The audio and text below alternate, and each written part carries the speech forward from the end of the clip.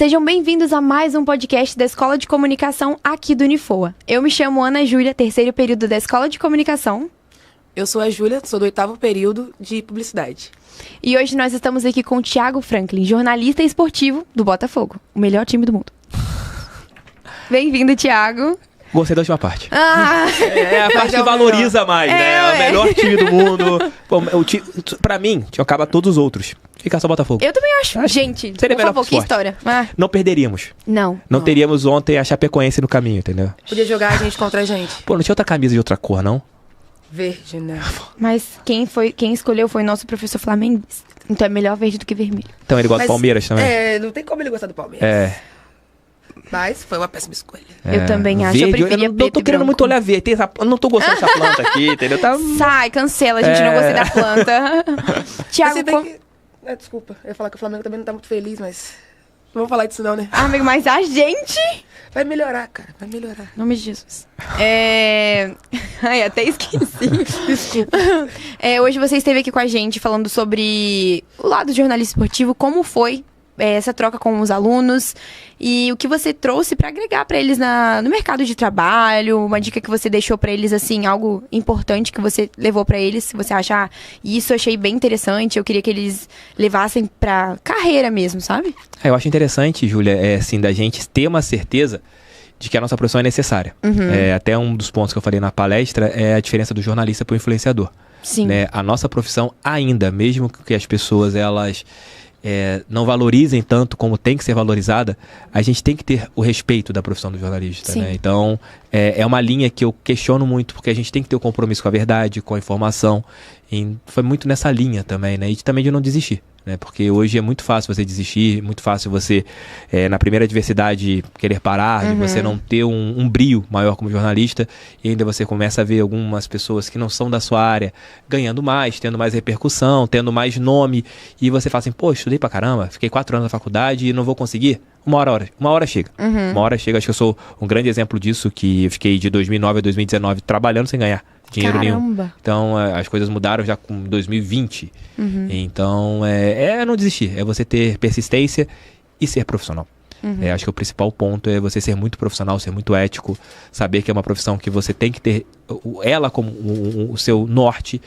Não quer dizer que você seja jornalista formado e você ser jornalista que você é bom. Isso não... Tem muita gente que não é jornalista, que é muito melhor que muitos jornalistas. Sim. Mas é bom você, às vezes, usar o seu diploma, usar o que você está aprendendo academicamente no seu dia a dia. Não é apenas você ir para a faculdade e achar que só foi e não aprendeu. Você tem que ir, aprender e usar.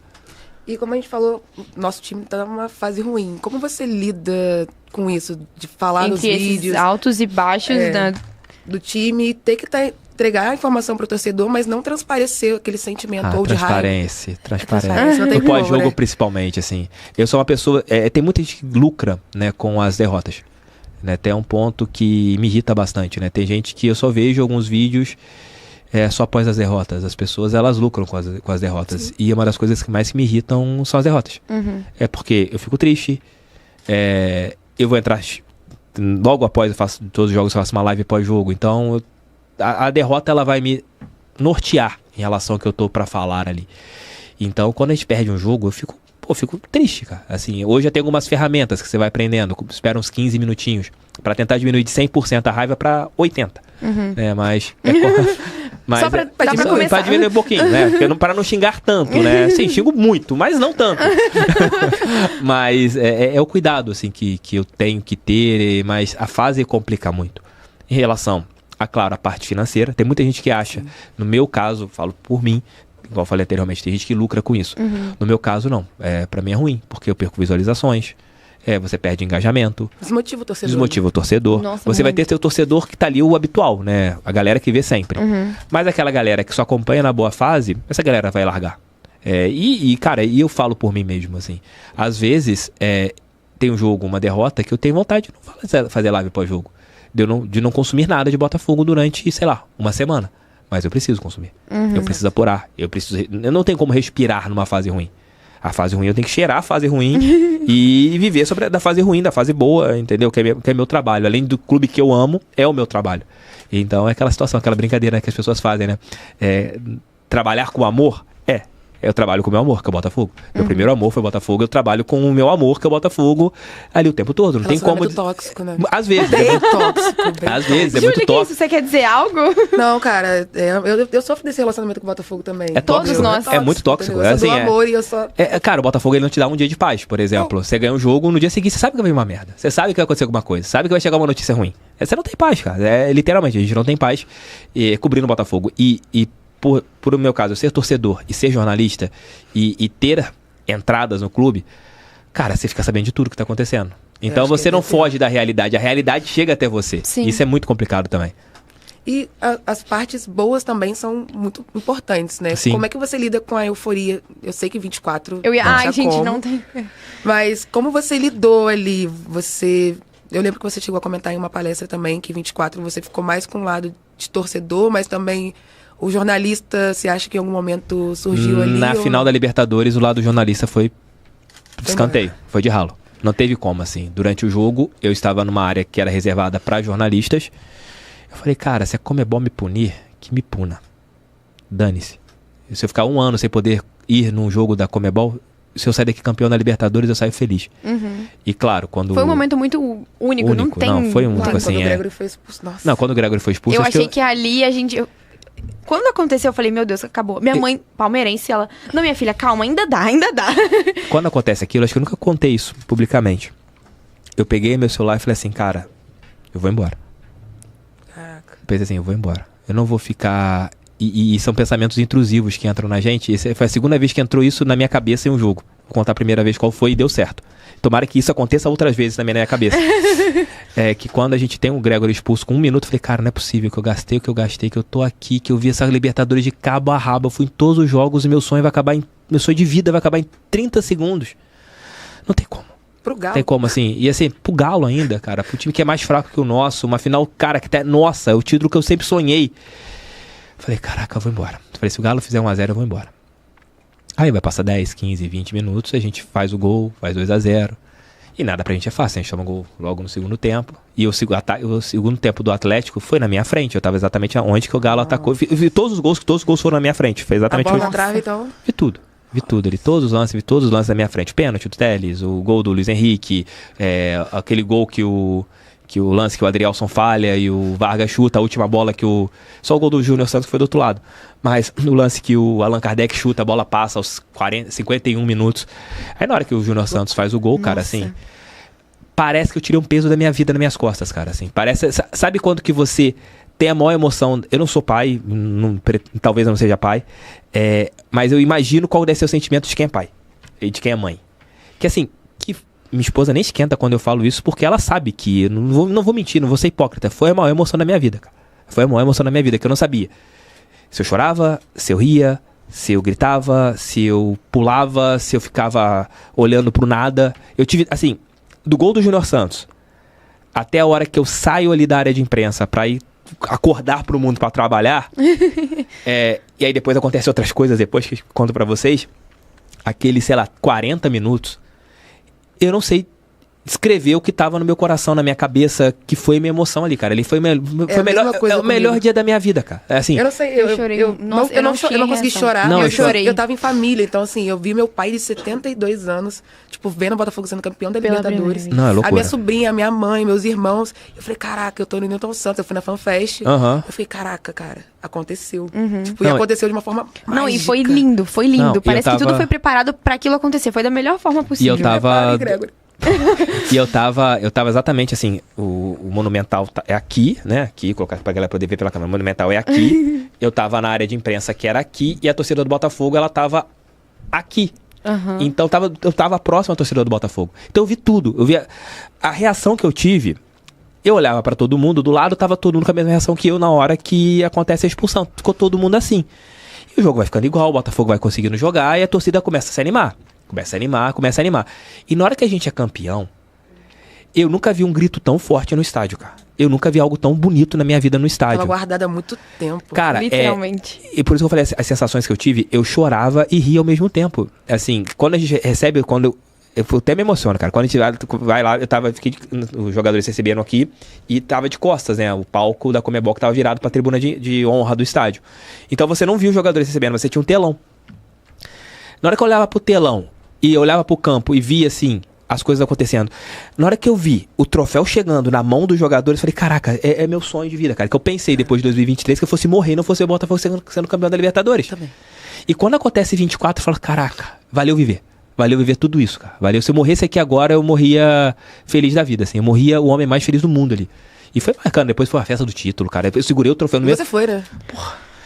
Acaba a entrevista coletiva, o Arthur Jorge me veio e fala assim, toma. Ele me deu...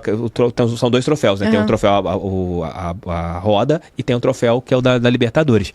O Arthur Jorge me vê, porque ele viu que eu fui em todos os jogos da Libertadores. Ele falou, você merece isso aqui, toma. Eu conheço esse careca de algum lugar. Ele falou assim, ó, toma, é teu. Pode fazer o que você quiser com ele. Ele me deu, sim, o troféu. Eu tenho essa foto com o troféu. E eu vou pra festa da Libertadores, o título, me fui convidado. Cara, eu chego na festa, tá uma fila lá. Fila pra pegar o troféu, pra tirar uma foto com o troféu. Eu falei, pô. Na hora que eu pego aquele troféu, dou um beijo nele e levanto. E o medo de que deixar cair. Nossa! Eu dou um beijo naquilo, levanto e falo assim, caraca, não tô acreditando. É o melhor, cara, assim, é o melhor dia da minha vida. Não tem um dia que vai... Dia 30 de novembro, a gente pode ganhar 8 Libertadores. 30 de novembro, mais 30, nada, cara, eu vivi tudo que eu tinha que viver ali, cara. Tudo. Você ainda tava com tatuado. jogadores, né? Eu não tenho, eu tenho que fazer. Você tem a do Botafogo, não tem? Não, eu tenho que fazer, eu vou fazer um... Eu vi vou fechar alguém meu braço. esses dias que tem aqui atrás o Botafogo e a data 30 de novembro. Cara, não tem como. Eu não fiz porque eu não tenho coragem, mas assim... Eu quero fechar o braço só com histórias minhas com o Botafogo. Pô, maneiro. Desde Maneiro. quando meu pai me apresentou o Botafogo até... Eu não tenho coragem, não. Não tenho coragem de fazer tatuagem, não. Mas assim, eu fui pra festa, assim. Vi todos os jogadores ali. Eu convivi com tudo, vi o que tava acontecendo.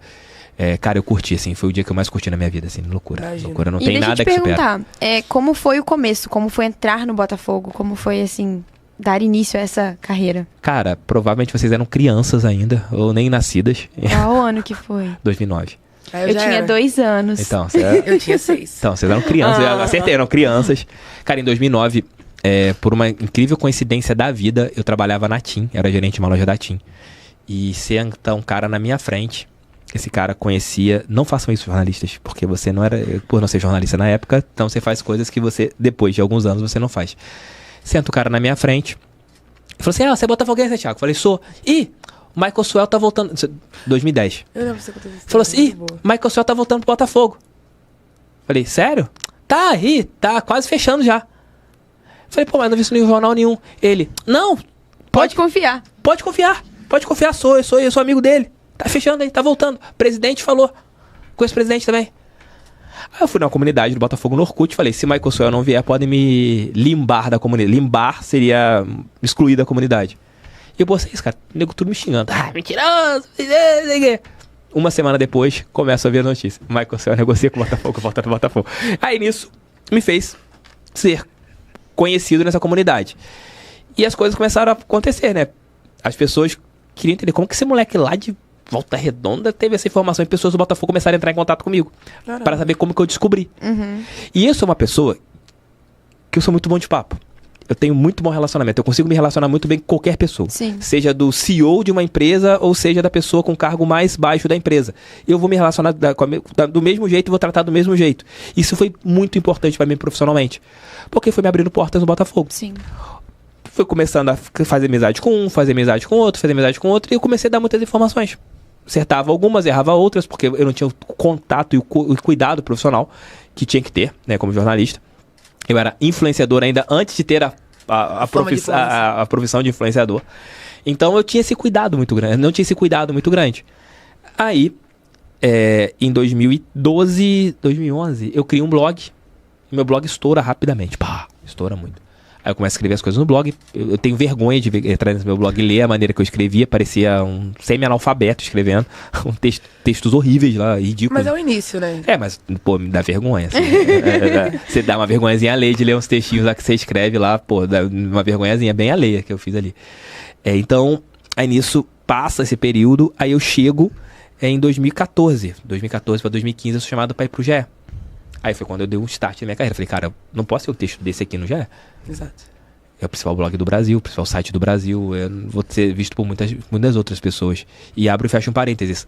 O meu site do GE é algo que me surpreendeu muito. O Jefferson, em 2018, ele aposenta. E eu fiz um vídeo ainda pro meu Twitter. De vários depoimentos. E eu, aleatoriamente, mando mensagem pro Zico. O maior ídolo da história do Flamengo. me apresentando o Zico, fala assim, você é aquele cara do GE? Caramba. Assim, um cara que não tem nenhum tipo de ligação comigo, o cara falou assim comigo. Caraca. Até meu antigo celular tinha essa conversa salva. É o Zico. O Zico, assim, respeito, assim. O cara me conhecia pelo GE. Então, quando eu vou pro GE, aí pra entender o peso que era do GE e o que eu tinha que fazer na carreira, foi quando eu entrei na faculdade. Eu entrei aqui no Unifoa e começo a trilhar o caminho de jornalista.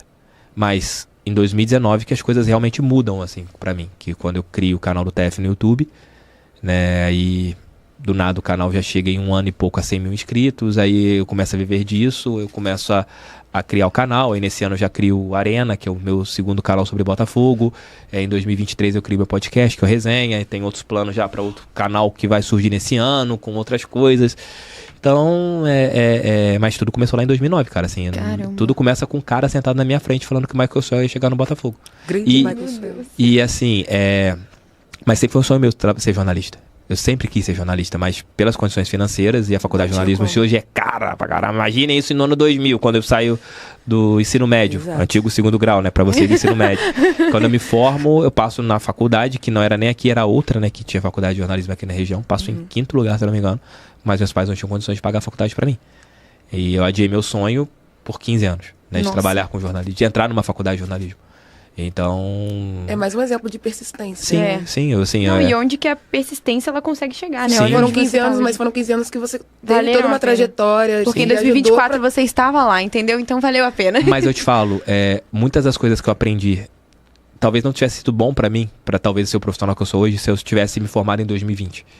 Porque, no ano 2000, aliás. Porque se eu tivesse formado no ano 2000, eu tivesse formado em 2004, e hoje eu tivesse 21 anos de diploma de jornalista, de jornalismo, perdão, eu talvez não tivesse a experiência, a bagagem profissional que eu tinha antes de entrar aqui no meio. A resiliência, saber lidar com pessoas, saber me portar, saber respeitar, entender que o jornalismo não é a primeira e única profissão, que você tem outras coisas que acontecem. Sim. Então, acho que foi muito importante essa linha, assim, de ter vivido outras coisas antes de trabalhar com jornalismo. Acho que foi importante pra mim. Tiago, muito obrigada. Eu foi um prazer você. Enorme estar com você aqui. Eu que agradeço, meninas. Para contar mais a sua história. Enfim, foi incrível. Muito obrigada. A gente fica aqui horas. 3 Mas horas. o seu assessor já falou pra gente que você tem horário, encontrar então... sua esposa. Nada, de boa. O papo tá gostoso. Se quiserem estender um pouco mais, não tem problema não. E a bolada do Alex Telles? Cara, eu posso falar? O jornalista, ele espera algo na vida pra viralizar com uma matéria, né? Com uma informação. Aquela matéria que vai sair. Cara, o que me viraliza mundialmente é a bolada na cara do Alex Telles, pô. Cara, grande vídeo. Cara, é a bolada... Cara, toda vez que eu posto... Eu postei... Assim, dia de jornalista. Eu vi. Postei. À toa. Cara, a primeira postagem tá com 150 milhões de visualizações. Meu Deus. Fora outros perfis, igual o 433 postou, que tava com 300 milhões de visualizações. Aí eu postei de novo, achando que não fosse repercutir de novo. Cara, de novo aparecem uns árabes me seguindo aqui. Eu falei assim, cara, eu tô comprando um seguidor. E foi uma bolada, tipo... De respeito. O cara... Muito bem, um de respeito. Também, E não me deu uma camisa o Alex Telles, cara. Quase quebra meu óculos, não me dá uma camisa ainda. Que isso. Quase quebra meu óculos. Nossa, eu sou muito fã do Alex Telles, real, tipo assim. Não, ele é... Pra mim, ele virou ídolo do Botafogo por toda a trajetória. Segurem idolatrias com os jogadores. Eu sei, ele vai sair. Não, talvez não, mas uma coisa que eu falo muito, assim, que a gente tem que ter muito cuidado é com idolatria com o jogador. Porque a gente deixa pra ser ídolo quando encerra a carreira. E isso atrapalha a gente também, profissionalmente falando. Fato. Atrapalha a gente até mesmo no julgamento, nas apurações, na maneira que a gente lida com o jogador. A gente passa pano, né? Exatamente, pela idolatria. Tanto é que, assim, que meus grandes ídolos do Botafogo são jogadores que já pararam. Uhum. Porque hoje eu sei que eles... E alguns que talvez eram ídolos, depois que eles pararam, a gente vê que não podem ser ídolos pelas posturas. Então você tem... Então você tem várias questões. Mas muito obrigada, foi Valeu, meninas. Foi incrível, foi muito bom mesmo. Obrigada. Valeu. Eu que agradeço vocês. E até a próxima. Até a próxima, gente.